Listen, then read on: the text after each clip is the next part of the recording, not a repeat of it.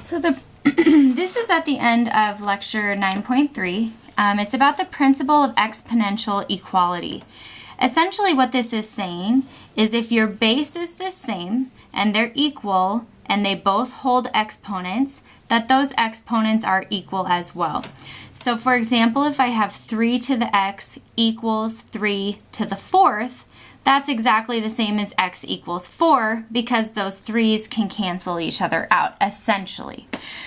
This works because of log rules, but basically you can just remember if the bases are the same and they're equal to each other, then the exponents are equal as well. So let's look at this example.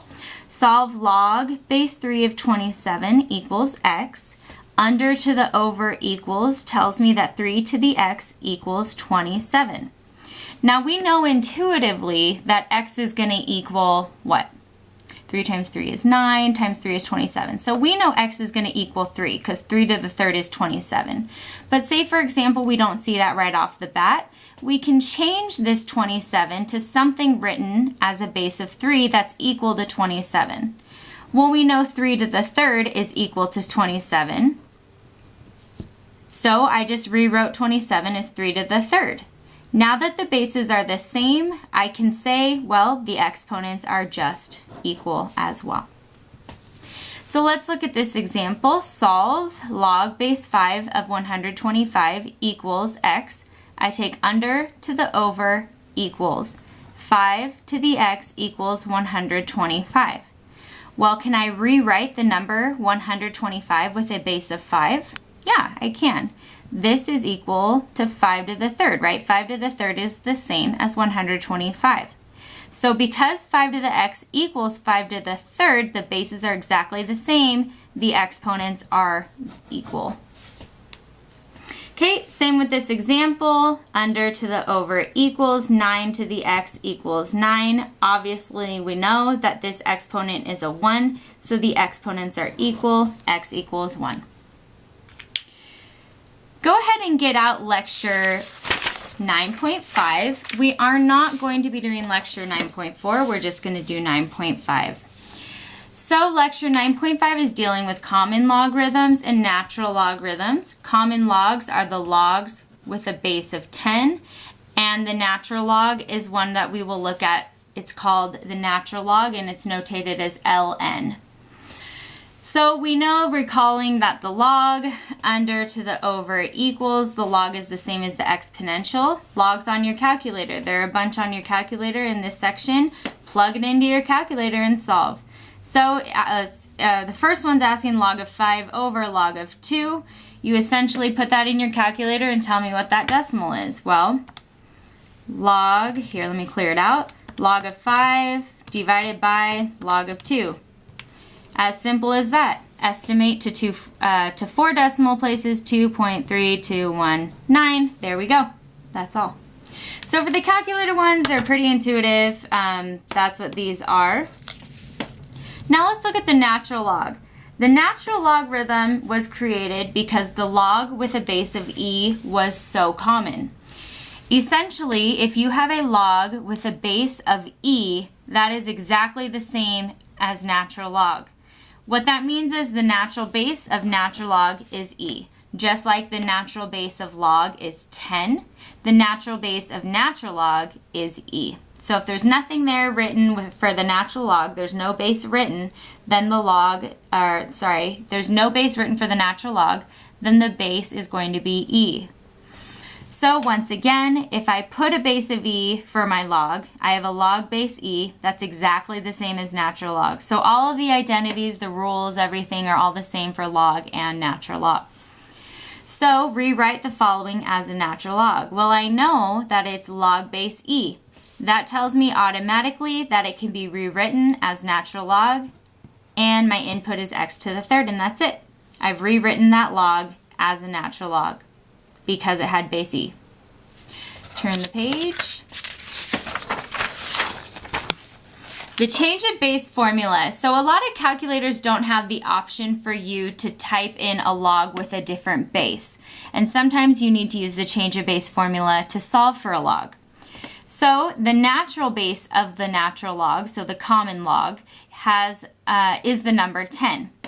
So say perhaps we're given a log with a different base and we want it to become the base of 10, or we want it to become the base of e, so it's natural log. Well, we can use the change of base formula. This says that if I have a log base b of m, it's equal to log of m over log of b, and then I decide what I want my a value to be. I choose that new base. So here's my first example. Find log base 2 of 6 using the change of base formula. So I decide, I want this to be log base 10. That's the common log. That's the one I'm comfortable with. So I can rewrite this as the log of 6 over the log of the former base, which is 2. But now instead of a base, my 2 is my input. I choose the base that I want as long as they're the same for both. It's legal. So I'm going to say I want log base 10 because I want it to be the common log.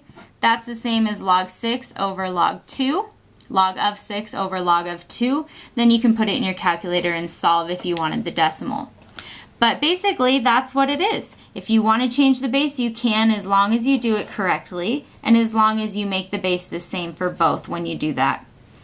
So let's find this again. Log base 8 of 3, round it to 3 decimals. So this is saying, well, perhaps our calculator doesn't have the opportunity to change the base of the log. My calculator does not. It's a TI-83. Most scientific calculators used to not, but nowadays a lot of calculators, you can find a way for you to change the base if you tinker with it and figure it out. But mine doesn't, so I'm going to assume that yours doesn't either for the moment. Okay, so what I'm going to do is I'm going to change this base to regular log because a log base of 10 is the one that my calculator gives me the option to have, log base 10. So I have the log of my original input 3 over the log of my original base is 8. B for base goes on the bottom. I want these to be base 10 so I can put it in my calculator, so I just decided, oh, they're base 10. And I can rewrite them without it because you automatically assume the base is 10 if it's not there. Now it's saying to round it to 3 decimals, so I simply log of 3, okay, I'm losing it. Log of 3 divided by the log of 8, and I get 0.528. It says round to 3 decimals, so this equals 0.528.